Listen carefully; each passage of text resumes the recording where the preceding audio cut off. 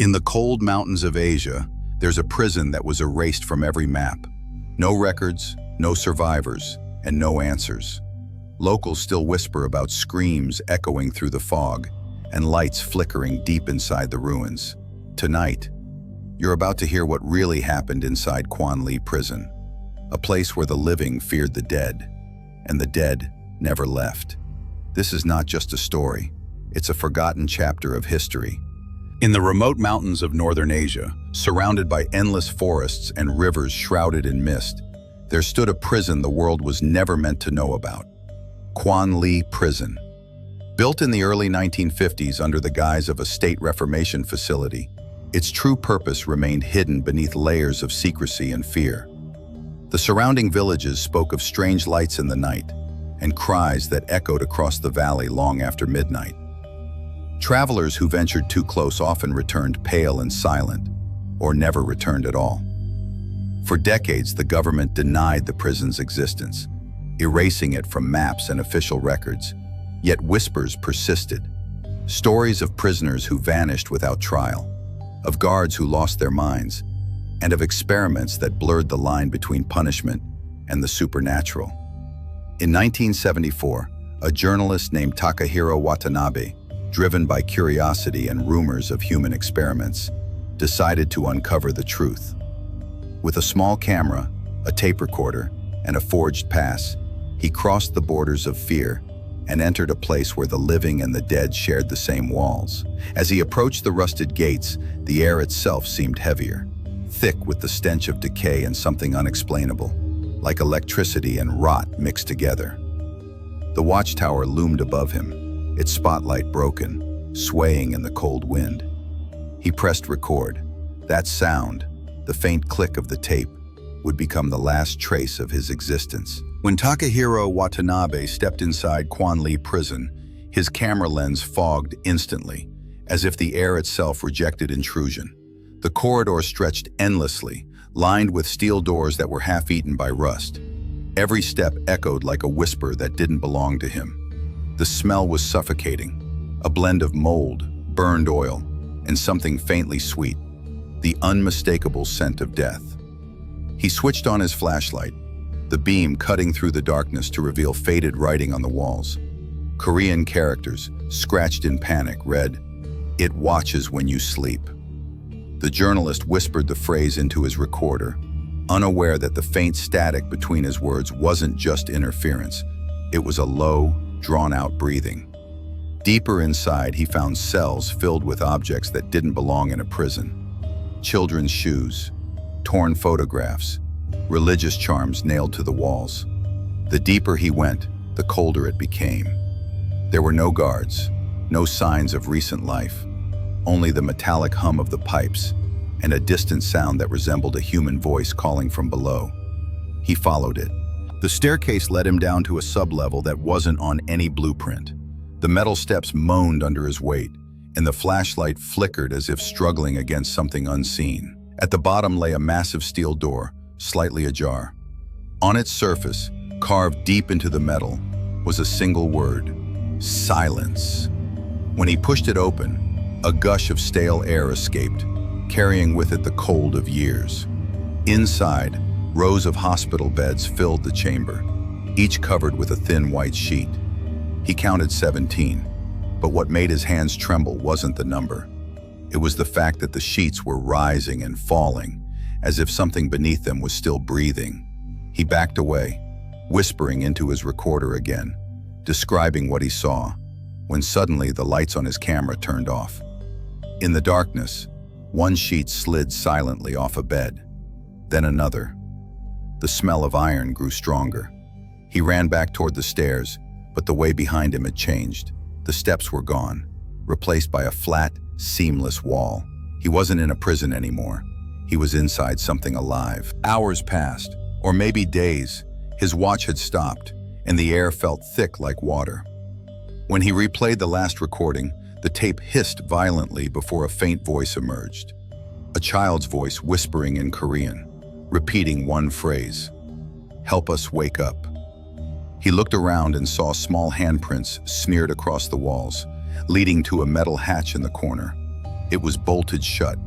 He aimed the flashlight at it, and for the first time, the beam bent, literally bent, as if the darkness was bending light itself. Something was moving on the other side, scratching slowly, patiently. He tried to leave a mark on the wall, something to prove he had been there. But the chalk he used dissolved on contact, leaving only a faint shadow of his writing.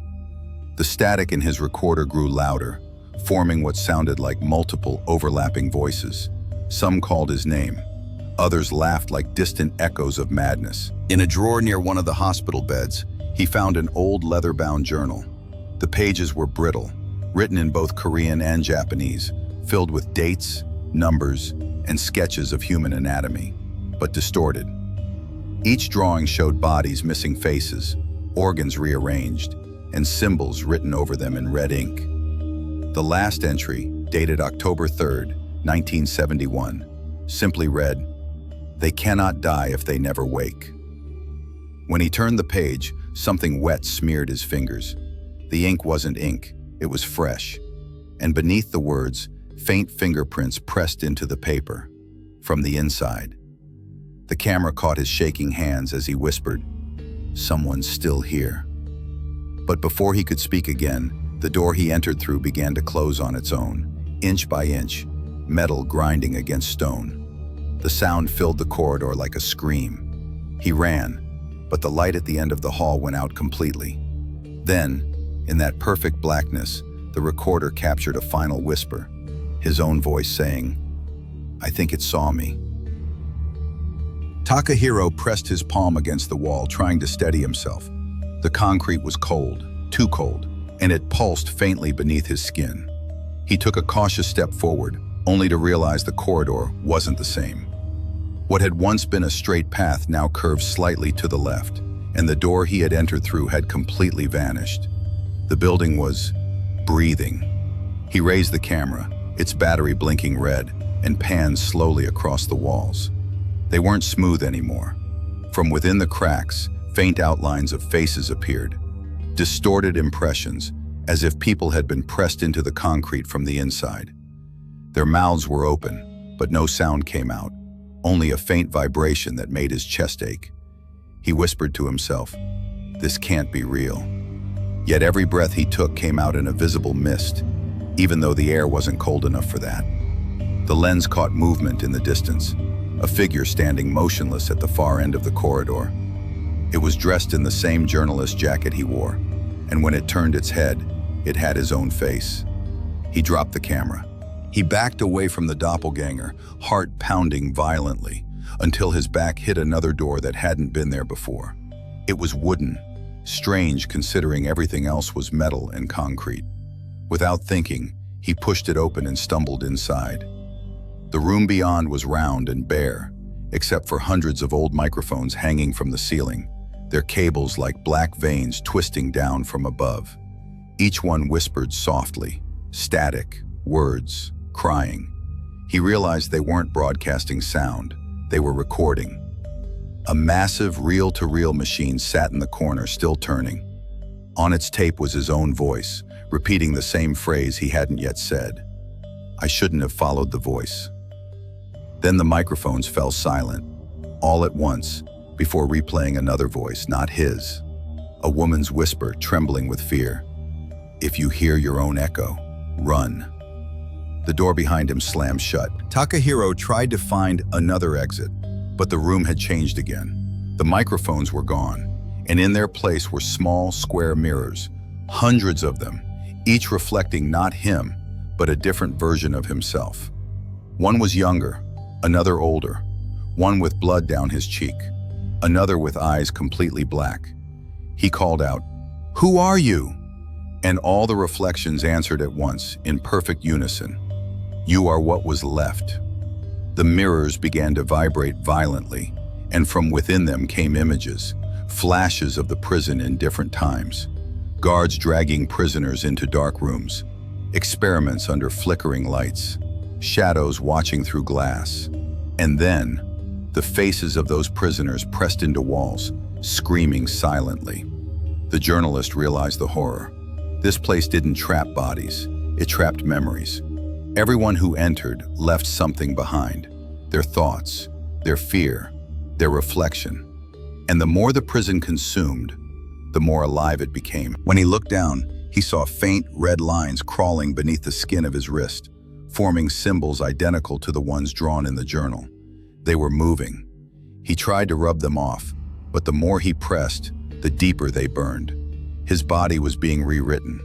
He stumbled toward the corner, whispering incoherently into the recorder, pleading for help that would never come. The air vibrated with a low hum, like the sound of electricity running through flesh. Then the lights in the ceiling began to flicker again, one by one, each flicker showing the shadow of something standing behind him. He turned slowly. The figure was tall, featureless, its head tilted slightly, as if studying him. It raised a hand, mirroring his every movement. Then, with deliberate slowness, it reached toward his chest, and the symbol under his skin began to glow. The figure whispered in a voice that was both his and not his, "Now, you belong." Weeks later, the rescue team found the journalist's van parked miles away from the prison. The engine was cold, the doors unlocked, and his camera sat on the passenger seat, still recording, its memory full. The footage ended abruptly, but the last frame showed something impossible. A wall covered with hundreds of faces, and one of them, unmistakably, was Takahiro's. His eyes were open, and they were looking outward. The prison was sealed again. The government declared the case closed, but locals still claim that at night, if you walk near the ruins of Kwan-Li, you can hear a faint sound, a man whispering through static. "I think it saw me." Months after Takahiro's disappearance, the Japanese embassy requested a joint investigation with local authorities. 3 officials, 2 men and a woman, arrived at the remote site, equipped with modern instruments and protective suits. They expected to find a derelict ruin. Instead, they found a structure eerily intact, its gates sealed by rust yet humming faintly, as though power still flowed within. When they breached the main corridor, their radios failed instantly. The sound turned to static, then to whispers in languages none of them recognized. They pressed on, marking their path with paint, a bright red line along the walls. But the further they went, the thinner the line became, until it vanished altogether. Their last recorded transmission came from Officer Lee. "We're hearing something moving inside the walls. It's following our voices."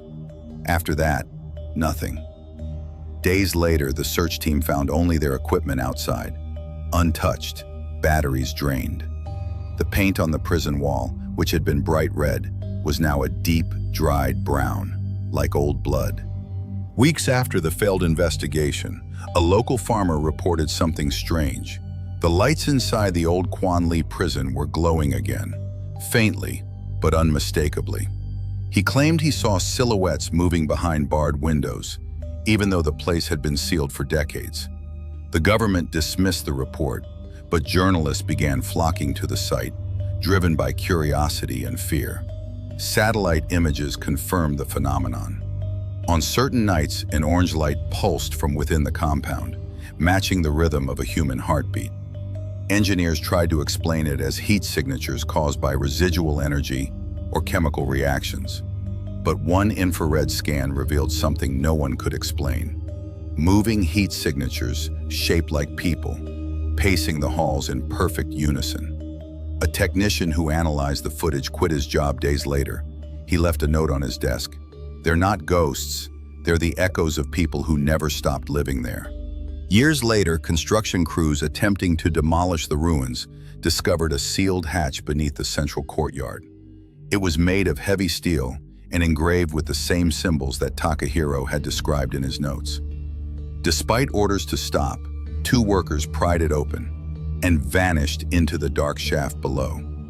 Rescue teams descended hours later, finding a tunnel that led to a massive underground chamber.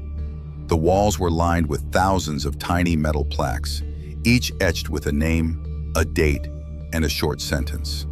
Some were written in Korean, others in Japanese, Chinese, even Russian. They realized what it was, a registry of the forgotten. Every prisoner who had vanished without record was listed here, including names from the supposed ghost stories. In the center of the chamber stood a single chair, bolted to the floor. On its surface, fresh blood. When one of the rescuers leaned closer, the lights on his helmet flickered, and he swore he heard something breathing right behind him. After that discovery, researchers installed sensitive audio equipment around the prison perimeter. What they captured baffled scientists for years. A constant low-frequency vibration between 17 and 19 hertz, the range known to induce fear and disorientation in humans. But what truly terrified them was that the sound carried patterns, almost like a language. When played through a spectral analyzer, the signal revealed waveforms shaped like faces, distorted, screaming faces, repeating every 43 seconds. No natural explanation fit. Linguists attempted to decode it, finding fragments resembling ancient prayers mixed with modern Korean phrases like, "We are still here." The audio was banned from public release after several technicians reported nightmares and hallucinations. One claimed that after listening to the signal for hours, he began hearing whispers in his own home, the same voices begging him to open the door. In 1981, a shortwave radio operator in Seoul intercepted a faint transmission originating near the old prison site. It lasted only 4 minutes, but what it contained defied all logic. It was Takahiro's voice, older, weaker, but unmistakable. He repeated one sentence over and over. "The walls remember." Investigators traced the signal, but when they arrived, the entire prison compound had collapsed overnight. The ruins were still warm, as if they'd been burning from within, yet no signs of fire were found. The broadcast tape was analyzed multiple times. Beneath Takahiro's voice, another could be heard faintly, layered beneath the static, whispering in a dozen languages at once. And when slowed down, it formed a single phrase: "Do not rebuild what was meant to forget." One humid night in 1977, the guards on night duty began hearing the unmistakable sound of chains dragging across the hallway. Not the usual clanking from the cells, but a slow, deliberate scraping that echoed like someone being pulled against their will. When the guards checked the cells, every inmate was asleep. The noise continued, moving up the corridor, and one guard, braver than the rest, followed it to the solitary confinement wing.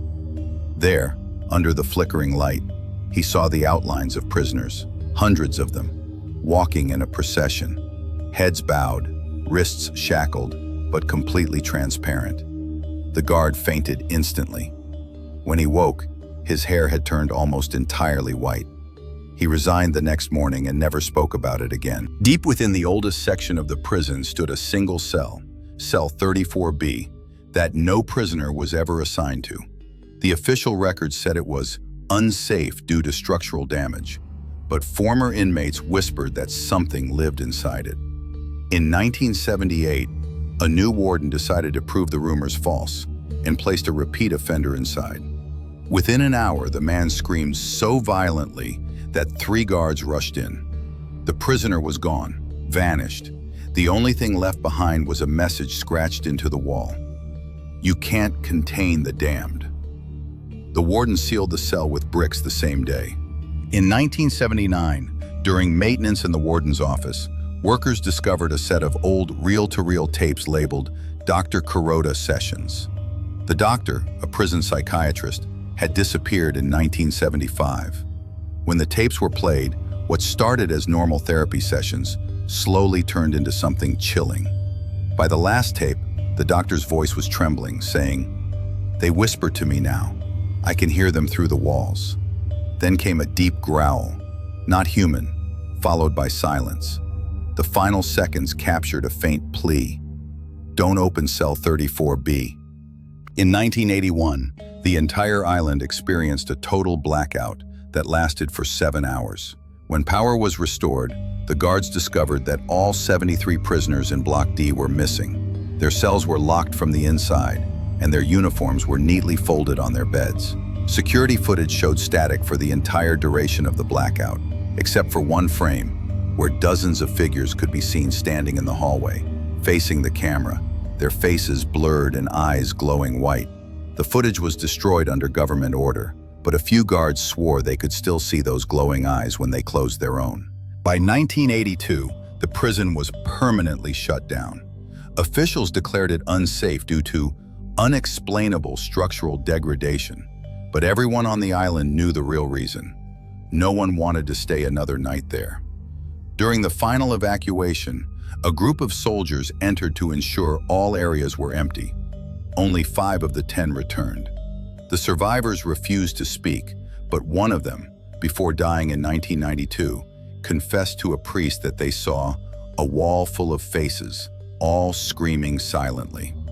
Today, the ruins of the prison remain forbidden to visitors, surrounded by fences and silence. Yet locals still claim to see lights flickering inside on stormy nights. What happened inside Kwan-Li Prison was buried, but not forgotten. Some say the cries can still be heard on quiet winter nights, carried by the wind through the ruins. If you ever find yourself near those mountains, don't look back, because some stories don't want to be told.